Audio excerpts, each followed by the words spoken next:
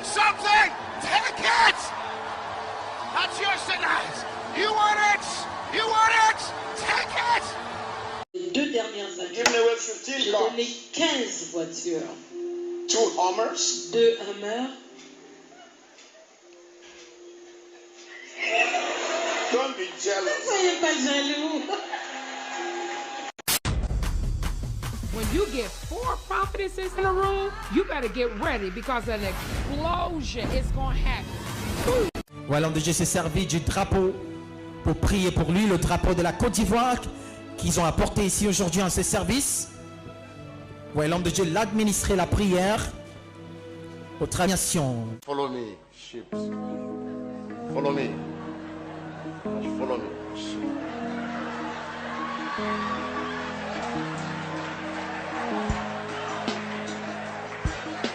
This Learjet is something else the church gave to Creflo Dollar Ministries.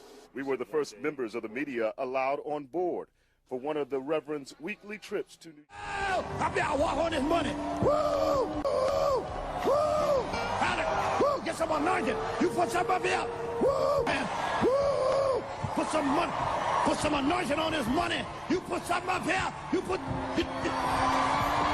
Woo! Prosper. Prosper, I said. Woo! Woo! Woo! Woo! God. Hey! Hey! Woo! Woo! Woo! Glory to God. Hallelujah. Hey! God, your bills are paid.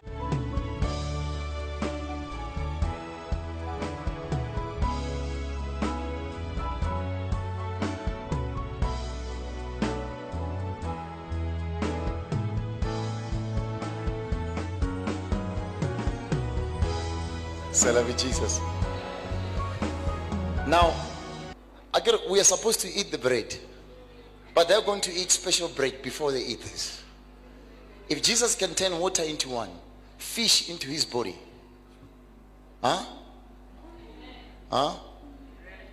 People are fasting, but they're going to eat the fulfillment from above. Wake up! Stand up!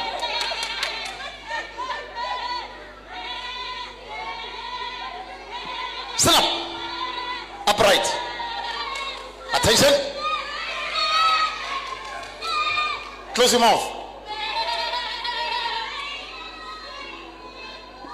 Okay, I see food outside. Look at that. Look at that food. Be quiet. Be quiet. Okay, go and eat. Go and eat. Go eat outside. Go quickly.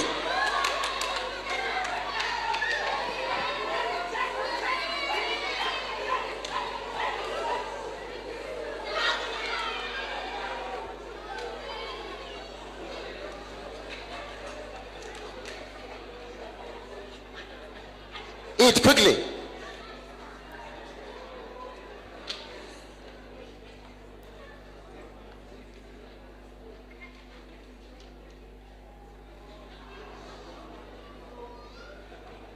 Eat quickly. Today, no time. No time. You eat quickly. Limited time today.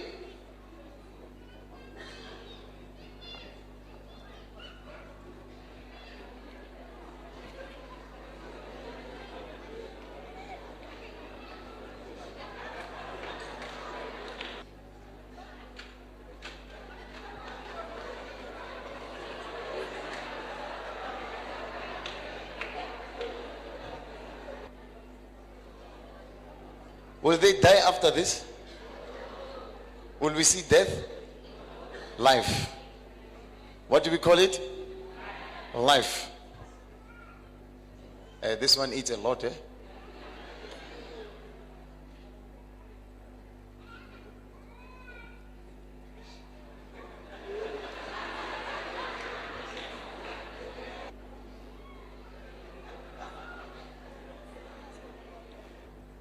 If your husband is there, your wife is there, they are eating life, there will be resurrection.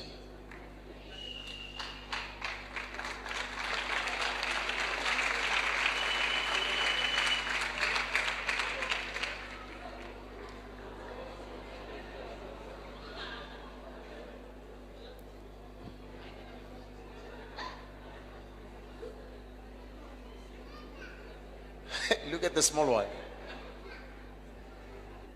Come back. Come back. Quickly, run. Run.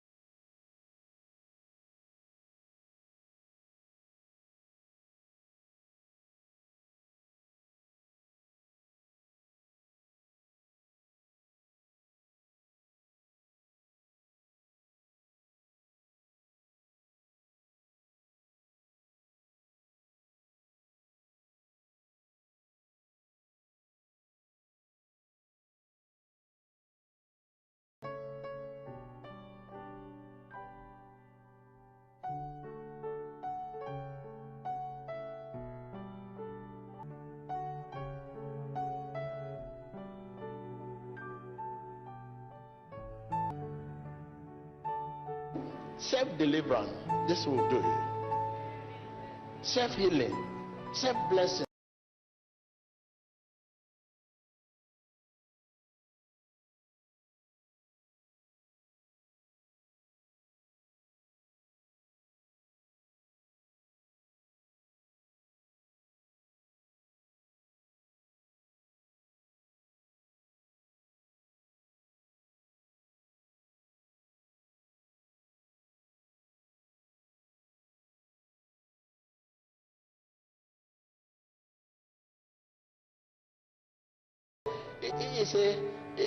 It's a covenant.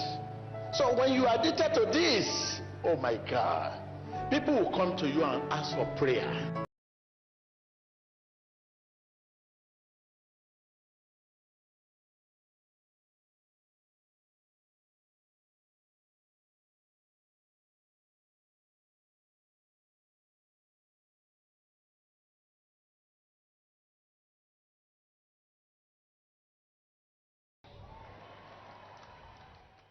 This faith bracelet is going to take your relationship with God to another level in Christ Jesus.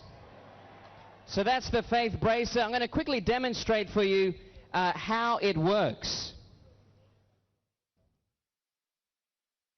with God's voice. So the faith bracelet and the Word of God is to help you to meditate on the Word of God that you have read. Hallelujah. And as you're meditating on the Word of God, you become connected to Jesus Christ, and those bad habits in your life begin to disconnect. Hallelujah. That is, you begin to disconnect from sin, and you get connected to Jesus Christ.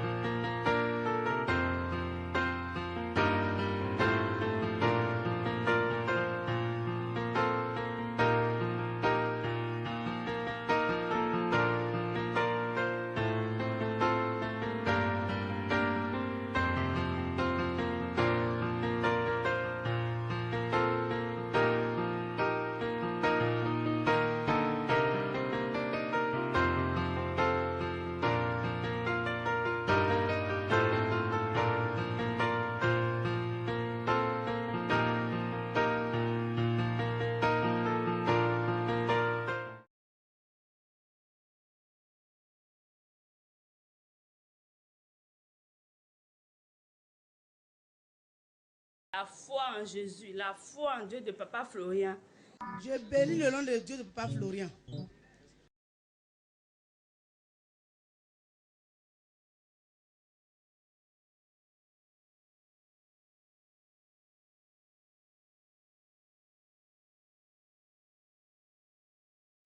Heureusement pour moi, le sang de Jésus et Dieu de Papa Florian était là.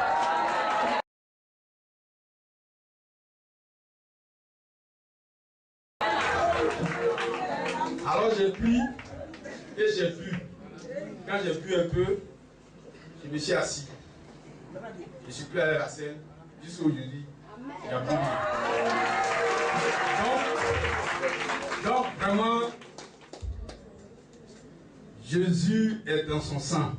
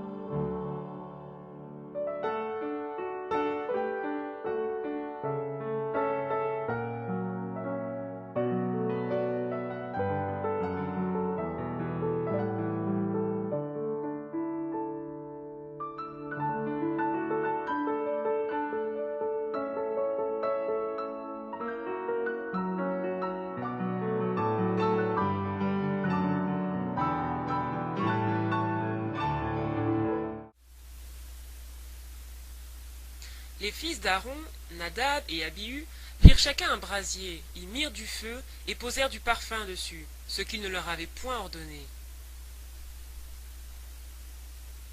Alors le feu sortit de devant l'Éternel et les consuma. Ils moururent devant l'Éternel. Moïse dit à Aaron, c'est ce que l'Éternel a déclaré, lorsqu'il a dit, je serai sanctifié par ceux qui s'approchent de moi, et je serai glorifié en présence de tout le peuple. Lévitique 10:1. Jésus-Christ est le même, hier, aujourd'hui et éternellement. Hébreux 13:8. Difficile de contester l'effectuabilité des prophéties bibliques à la vue des événements qui se déroulent sous nos yeux. De plus en plus, nous assistons à la prolifération de doctrines et de mouvements démoniaques, la propagation d'un autre évangile, d'un autre Jésus, d'un autre esprit, comme nous avertissait déjà Paul dans la 2e lettre aux Corinthiens. Kenneth Copeland, Kenneth Hagin, Billy Graham, Benny Hinn, Michael W. Smith, Robert Schuller, la liste est longue. Il y en a certains que vous ne connaissez pas, et c'est pourtant ceux qui ont bâti l'Église d'aujourd'hui. Les méga-churches et autres synagogues de Satan, dans lesquelles beaucoup de chrétiens sincères se trouvent encore aujourd'hui. Ce reportage, adaptation française d'un documentaire américain, va s'intéresser au feu étranger dans l'Église, à sa naissance, à sa prolifération et à ses caractéristiques. La Bible déclare qu'il ne faut pas prendre part aux œuvres infructueuses des ténèbres, mais plutôt les condamner. La Bible dit aussi qu'il est le chemin, la vie et la vérité. Elle nous exhorte aussi à être des témoins de Jésus, à donc être des témoins de la vérité, à la défendre, à la protéger, tout comme le modèle apostolique nous l'a clairement démontré. Comme la Bible l'avait dit, c'est un chemin étroit, un chemin restreint, et pourtant. On se souvient de la bénédiction de Toronto. Le prophète français Thierry Copp disait en 2008 lors d'une conférence à Nice, à cet effet, « J'ai prié et le Seigneur m'a dit clairement et m'a révélé qu'en dépit de toutes les attaques émises contre ce mouvement, eh bien, il venait bel et bien du Saint-Esprit. » Copp encourageait vivement ses ouailles à se rendre outre-Atlantique pour recevoir leur bénédiction. Que Dieu nous éclaire. Benjamin Crème, la personne qui représente Maitreya, le Christ du Nouvel Âge, a été interrogé sur la Toronto Blessing. Il a répondu que c'était une bonne chose et que la méthode employée était la même que celle employée par ses maîtres spirituels afin de séduire les chrétiens fondamentalistes à accepter le Christ du Nouvel Âge lorsqu'il sera là. À Toronto et ailleurs, parce que ce mouvement s'est propagé aux États-Unis, tout était basé sur le sensationnel, la quête de miracles, de signes, de manifestations spirituelles. Ces gens prétendaient être visités par le Saint-Esprit comme à la Pentecôte, et cela a emmené déviation après déviation. Jusqu'à la disparition brutale de la bénédiction de Toronto, une fois l'adultère de son conducteur avec un membre de l'Église révélé. Mettre l'accent sur les manifestations, est-ce biblique? Non. La Bible met l'accent sur la sanctification, la repentance, la marche par l'esprit, la crucifixion de la chair. Le Nouveau Testament insiste essentiellement sur ces données-là. Une fois qu'on s'éloigne de la simplicité de l'Évangile, on s'attache à des esprits séducteurs et Dieu envoie un esprit d'égarement contre ceux qui n'ont pas reçu l'amour de la vérité et qui se sont attachés à des fables.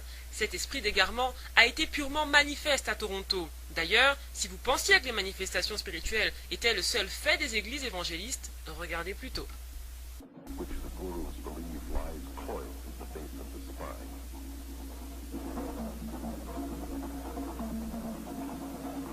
Détrompez-vous si vous pensez qu'il s'agit d'un simple club de gym. C'est plutôt ici un meeting de yoga Kundalini. Ces personnes recherchent des manifestations par différentes techniques de yoga jusqu'à l'entrée dans un état second. Les manifestations spirituelles sont-elles la certification de l'authenticité d'un ministère? Et non. Par ailleurs, sachez que Satan aussi a une puissance selon la parole de Dieu et sait imiter les signes de Dieu.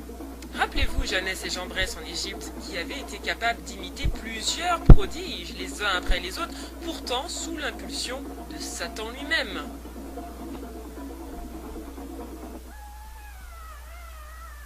Si vous vous rappelez les manifestations de la bénédiction de Toronto, vous pourrez alors bel et bien reconnaître les manifestations que nous voyons ici. Après avoir vu ça, vous direz peut-être « Oui, mais c'est un cours de yoga, normal que les gens soient sous l'influence de Satan. Quel rapport avec l'Église ?» C'est l'occasion pour moi de rafraîchir la mémoire à tous ceux qui auraient oublié ce qu'était réellement la bénédiction de Toronto. On On regarde ça en images.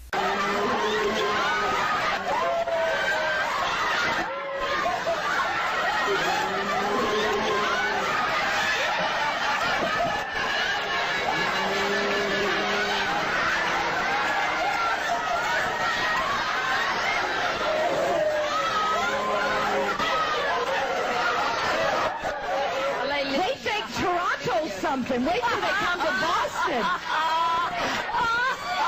J'imagine qu'à ce stade de la vidéo, vous êtes estomaqué, choqué, tout retourné, mais là encore, vous vous dites, bon, c'est des phénomènes isolés qui n'engagent pas les ministères qui ont été cités plus haut dans la vidéo, c'est-à-dire ceux de Kenneth Copeland, Kenneth Hagin, etc. D'ailleurs, ceux-là sont largement représentés sur les sites chrétiens francophones, Enseigne-moi.com, Top Chrétien, etc. Alors, est-ce qu'une vidéo pourrait les montrer, eux, être engagés dans des mouvements aussi ridicules que celui-ci, ou alors dans des mouvements similaires tels que le rire saint, etc. Je vais vous donner un indice. Un Américain a surnommé cette vidéo « Comment j'ai trouvé Jésus et perdu la tête ». Regardez.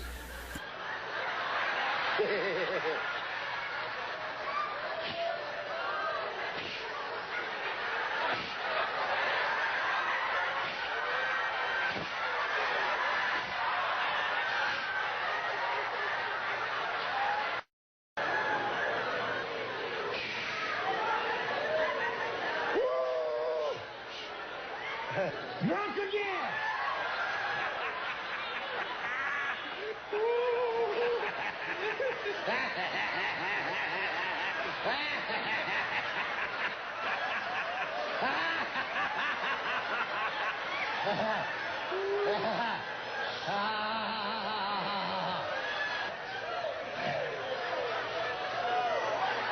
Drunk again!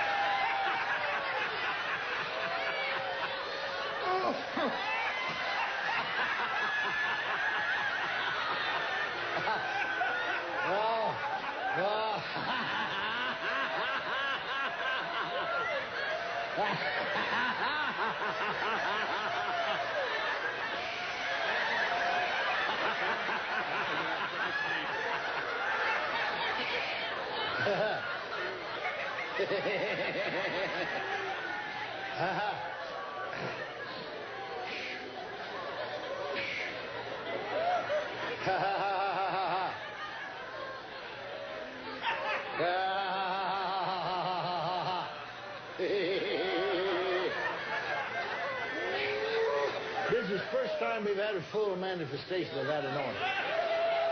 We got there. We got there!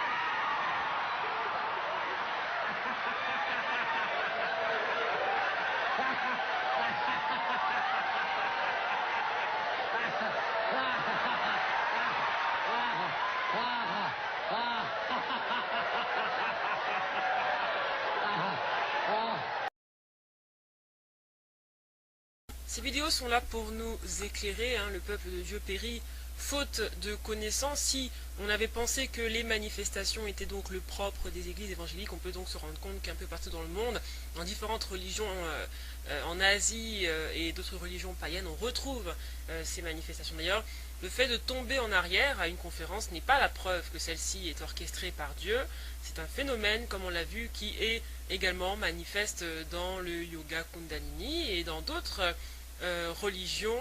Les mouvements pentecôtistes également ont tous ce phénomène, bien qu'il ne soit pas relaté clairement dans la Bible. Au contraire, dans la Bible, c'était quelque chose de démoniaque, relatif à un jugement divin de tomber en arrière, pour par exemple s'arrêter sur ce phénomène-là en particulier. Quand les gens étaient éblouis par Dieu dans l'adoration, ils tombaient face contre terre et ils l'adoraient. Mais ils ne tombaient pas en arrière, ça c'était plutôt un signe de jugement. Donc le rire incontrôlé est également retrouvé dans le yoga Kundalini et dans d'autres rituels païens en Inde et en Chine. Donc voilà autant de réalités que le Seigneur nous montre au jour d'aujourd'hui, afin que nous réalisions que la simplicité de l'évangile dont il est question dans le verset de Paul, c'est que c'est marcher par l'esprit et non par la chair, c'est se sanctifier, c'est s'aimer les uns les autres, c'est ne pas donc écouter les pulsions de la chair, ni de se conformer au siècle présent. Voilà l'évangile. Après tout ce qu'on va trouver dans le sensationnalisme et la recherche des signes à tout prix et des manifestations à tout prix sera plutôt une déviation qui est envoyée par le Seigneur. On n'oublie pas que l'esprit d'égarement, c'est lui qui l'envoie parce que justement, on n'est pas resté attaché à la vérité. Dans la partie 2, on va parler plus précisément du ministère de Rick Warren, on va parler de Michael W. Smith, on va parler de Robert Schuller, qui est donc le fondateur des megachurches et aussi un franc-maçon au 33e degré, tout comme Billy Graham. On va parler de tous ces différents ministères, bénignes, etc. Et tout ça, c'est demain sur la chaîne Il revient bientôt. Je vous retrouve donc demain. Au revoir. L'homme qui a débuté le concept de megachurch est Robert Schuller. Robert Schuller a déclaré dans son livre Estime de soi, et nous pouvons prier ainsi: Notre Père qui es aux cieux, que notre nom soit sanctifié. Il s'élève lui-même au niveau de Dieu. Ézéchiel 28:1. Ton cœur s'est élevé, tu as dit: je suis Dieu, je suis assis sur le siège de Dieu au sein des mers. Toi, tu es homme et non Dieu, et tu prends ta volonté pour la volonté de Dieu. Celui qui se prend pour Dieu a l'esprit de Satan. Robert Schuller, selon de nombreuses sources, est un franc-maçon du 33e degré, pasteur de la cathédrale de Cristal. Il pense qu'il est Dieu, c'est ce que les gens de haut niveau dans la franc-maçonnerie croient. Ils croient qu'ils sont Dieu. On se rappelle de KRS-One, notamment avec le hip-hop qui est lié à la franc-maçonnerie. Voici ce qu'il déclare dans son livre L'estime de soi. La théologie classique a fait une erreur en insistant sur la théologie du christocentrisme et en refusant de mettre l'homme au centre. Le problème de l'Église, c'est qu'on a mis Dieu au centre pendant de nombreux siècles, alors qu'on a besoin de mettre l'homme au centre. Nous ne sommes pas mauvais, on est plutôt mal informés sur notre bonté. Ce serait une insulte à l'intégrité de tout être humain de dire que nous sommes des pécheurs. Jésus savait qui il était, et son succès a nourri l'estime qu'il avait de lui. Il a souffert à la croix pour sanctifier son estime personnelle, et il a supporté la croix pour sanctifier notre ego. La croix a sanctifié l'ego. Arrêtons-nous un instant sur Robert Schuller, l'estime de soi, l'humanisme, mettre l'homme au centre. N'est-ce pas exactement ce que les pasteurs des megachurches prêchent tous, le chrétien plutôt que Christ? Alors, si vous rentrez dans une église où on parle de vous, votre ministère, votre destinée, votre appel, vos bénédictions, ce que Dieu a pour vous, il y a un problème. C'est centré sur l'homme, alors que Christ devrait être la seule personne qui est prêchée, et non l'être humain. Prêche-t-il Christ dans ces méga-churches? Joel Osteen, Paula White, T.D. Jakes et les autres, prêchent-ils Christ? Les seuls moments où vous allez entendre parler de Christ dans leurs sermons sont les moments où il va servir d'intermédiaire entre les bénédictions et vous. Semez, par exemple, non parce que vous serez agréable au Seigneur pour le glorifier, non, mais semez pour pouvoir avoir une bénédiction dans votre vie. Adorez-le, non forcément parce qu'il est digne, mais plutôt parce que cela va vous permettre de sortir de vos problèmes à vous. On n'y prêche pas le royaume, la marche par l'esprit, etc. On prêche l'homme. La gloire de Dieu est absente. Sur son site, Robert Schuller donne cette présentation. Est-ce que votre église est tout ce que Dieu veut qu'elle soit? Envoyez votre pasteur à l'Institut de Robert Schuller, Institut pour le succès dans le leadership, qui forme les pasteurs les plus proéminents, suscitant la foi dans les plus grandes églises du pays, comme le pasteur Bill Hybels et Rick Warren, tous les deux diplômés de cet institut. Retrouvez ces informations sur le site hourofpower.org. Donc voici les deux personnes qui ont propagé le phénomène des megachurches, Rick Warren et Bill Hybels.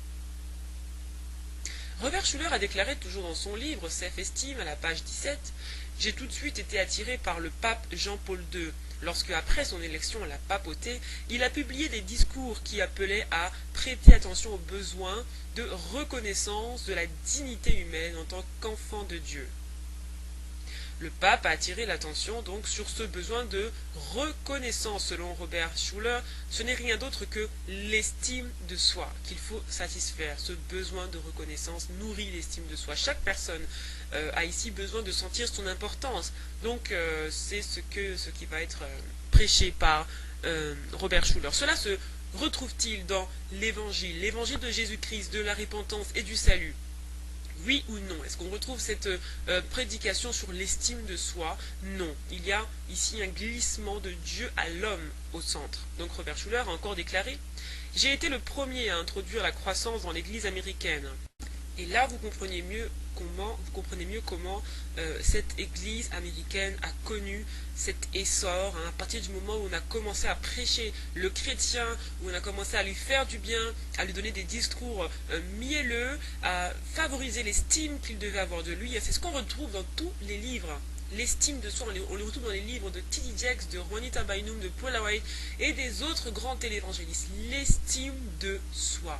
Et donc il a amené la croissance dans l'église américaine, mais c'est avec ce support, ce message. Et c'est pour ça qu'aujourd'hui on est exacerbé de voir que des milliers s'entassent tous les jours dans l'église de Joel Osteen pour entendre de belles paroles. Mais il faut comprendre que de toute façon le phénomène des megachurches a commencé avec comme base cette théologie, cette doctrine de l'humanisme et de l'estime de soi.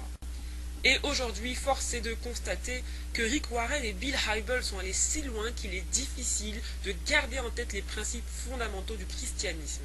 Donc l'audience ici, et non plus le message, est désormais souveraine. Notre message doit être adapté aux besoins de l'audience, diront-ils. Donc qui est Dieu ici? Eh bien c'est l'audience, parce que c'est autour d'elle que tout s'organise et non pas autour du Seigneur. Alors que dit Rick Warren? Il est pasteur d'une église de 14 000 membres, la Saddleback Valley Community Church en Californie. Son livre de 399 pages, The Purpose Driven Church, qui a été utilisé comme un manuel de référence dans le circuit des megachurches. Donc c'est un manuel d'enseignement. Et voici ses principaux critères. Alors le principe de pragmatisme, c'est de la page 13 à la page 15 de son livre. Il dit que les pasteurs ont besoin de reconnaître une vague de l'Esprit de Dieu et d'opérer dedans. S'ils opèrent dans une vague qui fonctionne, ça veut dire que ça devait sûrement être la vague du Seigneur. Il encourage les jeunes pasteurs à abandonner les anciens styles musicaux joués dans l'église et de se mettre au jazz et au rock dans l'assemblée, ou quoi que ce soit qui touche les gens qui fréquentent cette église. Il encourage les gens à adopter la culture et les habits qui vont avec ces différents types musicaux dans l'église. À la page 62, il répond aux critiques qu'il a essuyées à cause de cette étrange théorie dans l'église. Il dit « Ne critiquez jamais ce que Dieu a béni, même si ça peut être un style de ministère qui vous met mal à l'aise. » Rick Warren utilise la même méthodologie que celle de Robert Schuller. Sans aucune surprise d'ailleurs, Robert Schuller a loué ce livre en 4e de couverture. Et Hybels en parle sur son site. À la page 139, Warren dit avoir passé 12 semaines à faire du porte-à-porte et à étudier les besoins des gens, ce qui lui permet d'offrir aujourd'hui ce qu'il appelle un menu complet de soutien. Ça va être un soutien aux divorcés, aux personnes ayant un chagrin d'amour, etc. En gros, il offre à sa société de consommation tout ce qu'elle veut, tout ce dont elle a besoin, et on pousse un peu les gens à dépendre de cette église, de ce ministère, de cette personne, ce qui bien évidemment nourrit son estime, parce qu'il en a besoin. Et la question c'est, où est Jésus-Christ dans ce système bien organisé? Jusqu'où faut-il aller pour remplir chaque dimanche une salle de 14 000 membres? Réponse peut-être dans cette phrase à la page 285, on a attiré des milliers de personnes en plus à cause de notre musique. L'église a maintenant un orchestre pop-rock. Voilà qui est intéressant. Alors pour remplir 14 000 membres, 20 000 membres, 30 000 membres, il en faut des recettes que la parole de Dieu n'est peut-être pas à même d'offrir, tant elle est radicale et parfois crue. Alors on va essayer d'adoucir, mais comment? Avec de la musique. Mais laquelle? La musique du monde. Et pourquoi? Parce qu'elle fait plaisir à la chair et qu'elle draine beaucoup plus de personnes que de simples hymnes. Ici, le feu étranger se situe à deux niveaux. D'abord parce que la raison pour laquelle on a mis cette musique, c'est pour emmener plus de monde. Bon, alors lui, il dit pas que le fait d'emmener plus de monde devait être son intérêt, devait être dans un but lucratif. Hein. Il se vante simplement de pouvoir remplir une église de 14 000 personnes. Mais il y a un deuxième niveau, c'est que donc non seulement c'est un feu étranger parce que l'intention n'est pas de sauver les âmes, mais en plus c'est un feu étranger parce que cette musique, on le sait, appartient à Satan. On va revenir dessus tout à l'heure plus largement. Il y a également le fait que dans les conférences, lors des cultes, etc., la louange soit monopolisée par un groupe de professionnels. Et ça encore, ça tire aussi son origine de son livre, tout simplement la page 290, où il dit « Utilisez davantage de chants de scène que des chants pour la congrégation ». Donc c'est une recommandation qui est faite aux pasteurs et qui est née dans ce mouvement de megachurch et qui tire son origine de là. c'est pas venu par hasard. Mais encore plus intéressant, c'est à la page 320-323. Aux pages 320-323, donnez l'impression à vos membres qu'ils sont spéciaux, poussez-les à se sentir spéciaux.